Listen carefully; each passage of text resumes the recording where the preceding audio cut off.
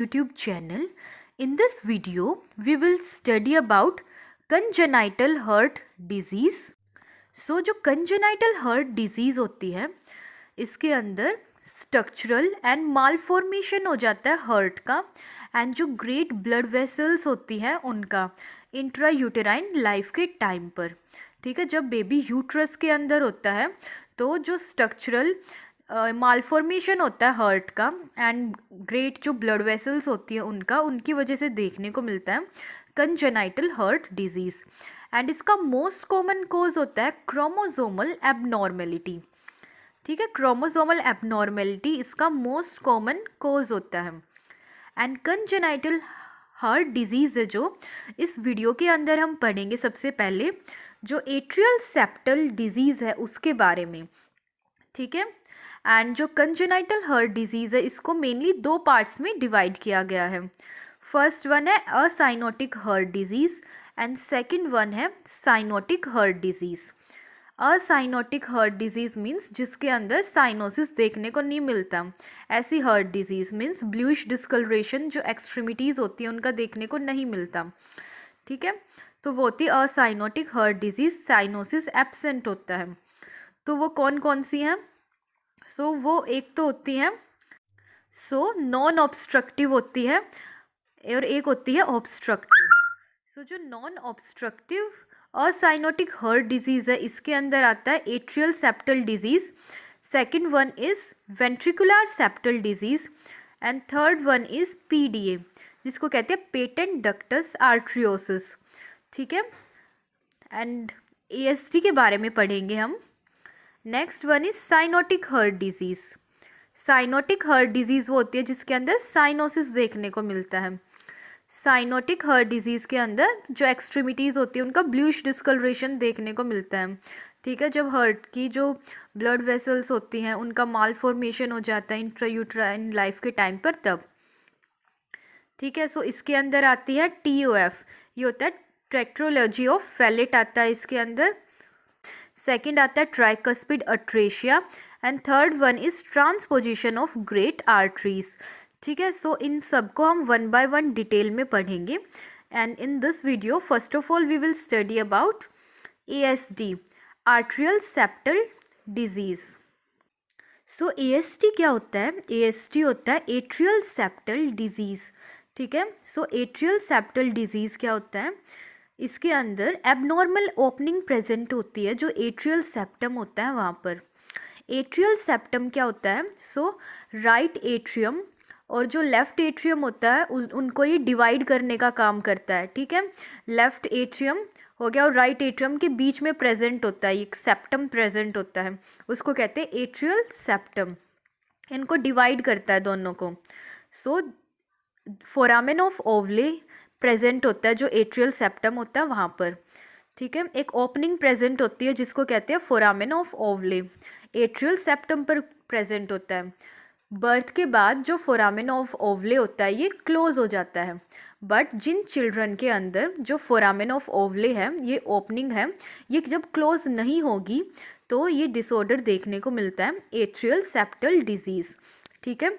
अगर abnormal opening form हो जाती है इसकी बर्थ के बाद, ठीक है, ये क्लोज नहीं होता, does not close after birth, तो देखने को मिलता है ये डिसऑर्डर।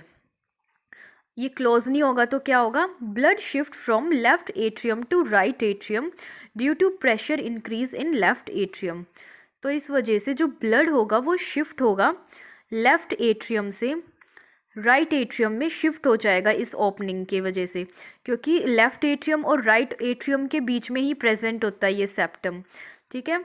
एंड जो प्रेशर होता है वो ज़्यादा होता है लेफ़्ट एट्रियम के अंदर, इसलिए जो ब्लड होगा लेफ़्ट एट्रियम का वो शिफ्ट हो जाएगा राइट एट्रियम में, ठीक है। ये ओपनिंग क्लोज नहीं होगी तो उस वजह से ये शिफ्ट देखने को मिलेगा।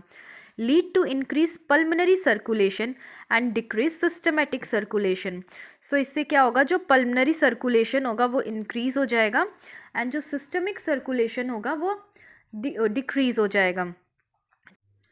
सो जो पल्मनरी सर्कुलेशन होता है ये होता है राइट वेंट्रिकल से लेफ्ट एट्रियम में, ठीक है। एंड जो सिस्टमेटिक सर्कुलेशन होता है ये होता है लेफ्ट वेंट्रिकल से राइट एट्रियम की तरफ, ये होता है सिस्टमेटिक सर्कुलेशन। सो जब शिफ्ट हो जाएगा ब्लड, कौन लेफ्ट एट्रियम का ब्लड शिफ्ट हो जाएगा राइट एट्रियम में, तो जो पल्मनरी सर्कुलेशन है वो इंक्रीज़ हो जाता है एंड जो सिस्टमेटिक सर्कुलेशन है वो डिक्रीज़ हो जाएगा।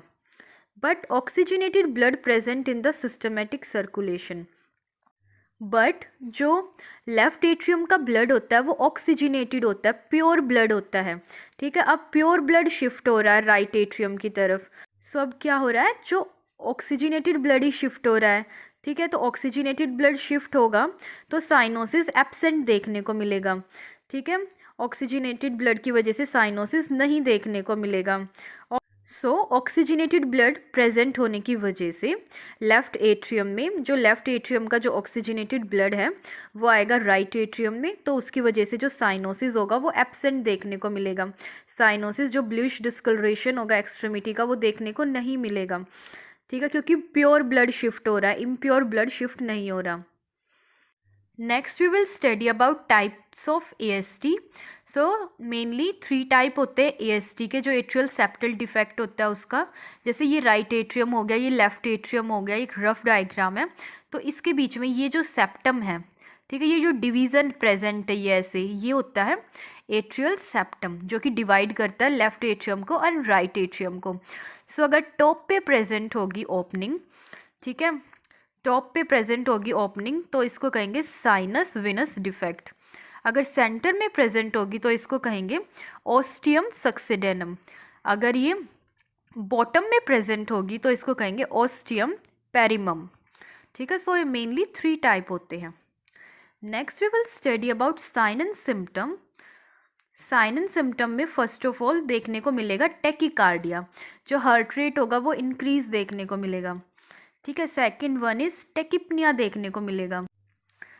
सो जो टेकिपनिया देखने को मिलेगा मीन्स जो रेस्पिरेटरी रेट होगा वो इंक्रीज देखने को मिलेगा। नेक्स्ट मरमर साउंड सुनाई देगी जब स्टेथोस्कोप से सुनेंगे, तो at second and third intercostal space होगा जो वहाँ पर सुनेंगे तो मरमर साउंड सुनाई देती है। ठीक है, सो जो मरमर साउंड होती है ये एक तरीके की ब्लोइंग साउंड होती है। ठीक है, ये सुनाई देगी second and third intercostal space पे। थर्ड देखने को मिलेगा चेस्ट में पेन देखने को मिलेगा, और जब मोस्टली जब एक्टिविटी इंक्रीज हो जाएगी चाइल्ड की, बेबी की, तब ये देखने को मिलता है। ठीक है, chest pain. Next one is poor growth and development, जो ग्रोथ एंड डेवलपमेंट है वो भी अच्छे से नहीं होगी बेबी की। Next one is dyspnoea when exercise. So dyspnoea देखने को मिलेगा इसमें जब मोस्टली जब बेबी क्राई करेगा उस टाइम पर ज़्यादातर देखने को मिलेगा डिस्पनिया। ठीक है, ब्रीथिंग डिफ़िकल्टी देखने को मिलेगी। ठीक है, लेबर्ड ब्रीथिंग देखने को मिलेगी। सो ये थे कुछ most important sign and symptom. Next we will study about diagnostic evaluation. So इसके अंदर हिस्ट्री कलेक्ट की जा सकती है। ठीक है, जो पेरेंट्स है चाइल्ड के उनसे हिस्ट्री कलेक्ट की जा सकती है, जो चाइल्ड की जो कंडीशन है उससे रिलेटेड। ठीक है, पास्ट प्रेजेंट हिस्ट्री कलेक्ट की जा सकती है। सेकंड, नेक्स्ट फिजिकल एग्जामिनेशन करनी है बेबी की, proper head to toe proper examine करना है बेबी को। ठीक है, second one is 2D echo perform कर सकते हैं। सो 2D इको ये एक 2 डायमेंशनल इकोकार्डियोग्राफी होती है। इसमें अल्ट्रासाउंड की हेल्प से जो बेबी की जो हार्ट की जो इमेज होती है उसको क्रिएट किया जाता है। ठीक है, नेक्स्ट कार्डियक कैथेटराइजेशन परफॉर्म किया जा सकता है। सो जो कार्डियक कैथेटराइजेशन होता है इसके अंदर एक फ्लेक्सिबल ट्यूब या कह सकते कैथेटर होता है, उसको इंट्रोड्यूस किया जाता है जो हार्ट के जो चैम्बर होते हैं। ठीक है, उसमें देन उसके बाद एक्सरे लिए जाते हैं। ठीक है, कैथेटर की हेल्प से जो आर्टरीज हो गई, ठीक है, जो हार्ट के चैम्बर हो गए उनके, ताकि जो एबनॉर्मेलिटी है उसको डिटेक्ट किया जा सके। नेक्स्ट ECG की जा सकती है। सो ये होती है इलेक्ट्रोकार्डियोग्राफी, मेनली जो हार्ट की जो इलेक्ट्रिकल एक्टिविटी है उसको डिटेक्ट करने के लिए ये की जाती है। Next one is so chest x-ray लिया जा सकता है इसके अंदर। ठीक है, एक्सरे से पता लगाया जा सकता है। सो जब चेस्ट एक्सरे लेंगे तो क्या होगा, तो उसके अंदर जो लंग होंगे वो हाइपरमिक लंग देखने को मिलेंगे। हाइपरमिक लंग का मीनिंग होता है enlargement of lung due to increase pressure in the lung capillary. Lung capillaries. So hyperaemic lung के अंदर एनलार्जमेंट देखने को मिलेगी लंग की। ये किस वजह से देखने को मिलती है? इसके अंदर जब प्रेशर इंक्रीज हो जाता है जो लंग की कैपिलरीज होती है उनके अंदर, तो जो लंग होते हैं वो जो लंग्स होते हैं जो वो एनलार्ज हो जाते हैं, ठीक है। तो इसको कहते हैं हाइपरमिक लंग। ये एक्सरे में देखने को मिलेगा। सो ये थे कुछ important diagnostic evaluation. Next we will study about surgery. So इसके अंदर ओपन हार्ट सर्जरी परफॉर्म की जाती है, ठीक है। सो इसके अंदर जो ओपनिंग प्रेजेंट है, जैसे ये ओपनिंग है, ठीक है, तो यहाँ पर कार्डियक पैचेस का यूज़ किया जाता है, ठीक है। इस ओपनिंग को ट्रीट करने के लिए कार्डियक पैचेस का यूज़ किया जाएगा।